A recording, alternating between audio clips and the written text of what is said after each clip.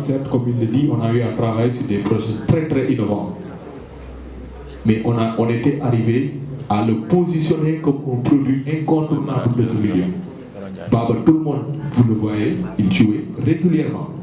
Il avait ses vidéos qui passaient très régulièrement. On faisait des projets, des approches économiques, des approches marketing, des approches communication très très innovantes et des activités événementielles qui n'avaient pas encore, par exemple la croisière, il n'y en avait pas encore eu.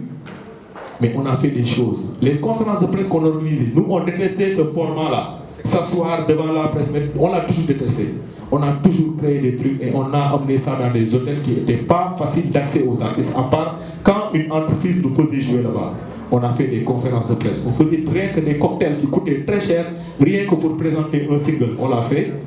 plusieurs fois. L'album de Youssou Ndour, on l'a vendu comme la plaquette. C'était très énorme. C'est pourquoi quand j'ai vu hier l'approche économique de mon ami, là, j'ai pensé à lui. L'album de Youssou Ndour, c'est comme ça qu'on l'avait présenté. Et le CD était intégré à l'intérieur. On avait même un problème. Je pense que c'est l'innovation qui encourage le côté économique de nos artistes. Il faut qu'on sache se dire que le truc c'est un truc d'argent. En disant ça, je pense à mon doyen Alex, qui à chaque fois quand il discute avec nous attire notre attention sur ça. Le truc c'est un truc économique. Il faut qu'on réfléchisse économique. Il faut qu'on arrête à parler que d'artistique.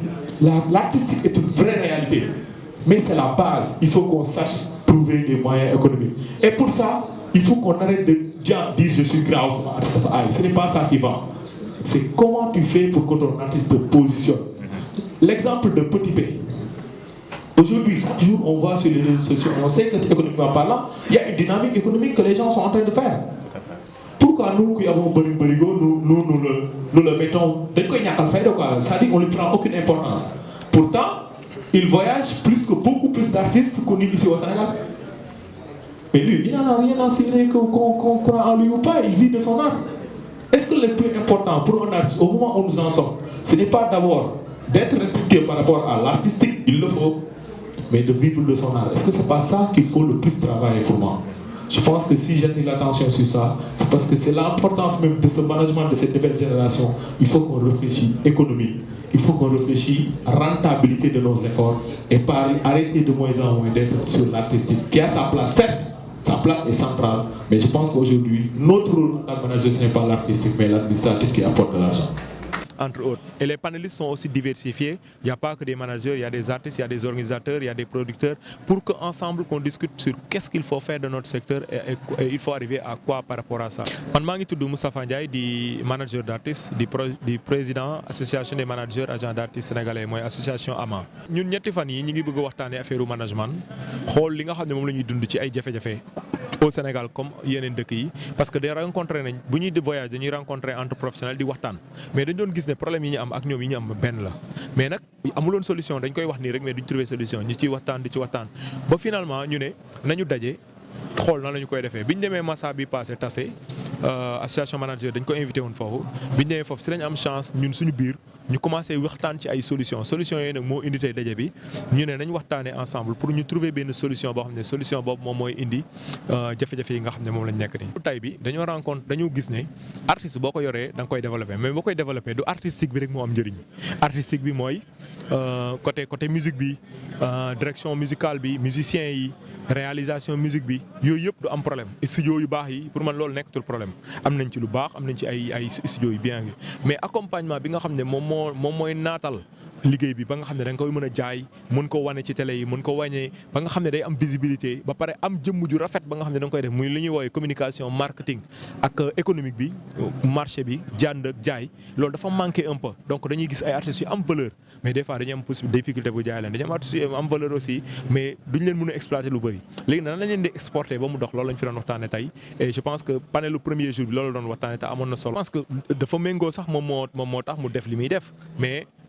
xam nga méngoo ak mu économique wala nga développer stratégie économique buy tax nga mën ko jaay loolu laneen la loolu compétence la xam-xam la mais du manager bi rek moo ko war a am manager bi war na ci am tuuti notion mais am na koo xam ne loolu mooy liggéeyam am na koo xam ne ci àdduna moom li muy jàng mooy nan la ñuy jaayee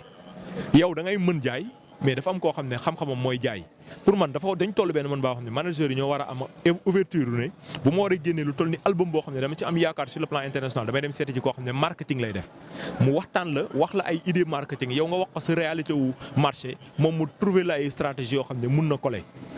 comme ni ko keneen ak kan defee man li ma convaincre ne loolu mooy solution bi mooy par exemple da ngay gis benn marque comme ay téléphones ak yooyu xoolal ku mel ni iPhone par exemple day génnee tout le temps ay marque ci ay délais yu gàtt mais dañ koy jaay pourtant dafa cher yombul mais xam la moo tax mu koy jaay c'est parce que ñi koy defar ak ñi koy waxtaane nan lañ koy jaay duñu benn ñi ko Youssou Ndour boobu ba léegi mi ngi fi la moo tax parce que chaque fois que muy gis kenn koo xam ne dafa amal njëriñ liggéeyam ku ci côté artistique bi wala ci côté kii bi du ko amul benn gêne pour dem ci kooku wax ak moom liggéey ak kooku innovation boobu muy créer di créer ay touches yu bees di créer aussi ay stratégie marketing xoolal bii nii da doon jaay ay album moom via Wave code barre da nga gis téléphone kii rek nga télécharger nga jënd mais c'est innovant innovation yi la moo tax ñun ñu jàpp ne ñi nekk ci yeneen secteurs yi rek ñoom ñoo ko yor pour man loolu la ñu war a dindi produit la artistique produit dañ koy jaay nan lañ koy jaayee loolu la ñu war a réfléchir mais nag di ci àndandoo ak ñoo xam ne loolu mooy seen xam-xam beneen objectif la xam nga tey objectif bi nga xam ne moom la ñu organiser moom la ñu def tey objectif bi mu àndal ci ñun li ñu tax a jóg loolu moom li ma la wax nii moom mooy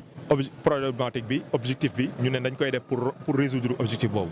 objectif wu manager boo xam ne day mat manager loolu mooy def ay formation loolu moom association yi maam ku ko xam formation nga ko xamee ñun bañ ñu créé 2017 lañ créé 2019 la ñu am suñu papier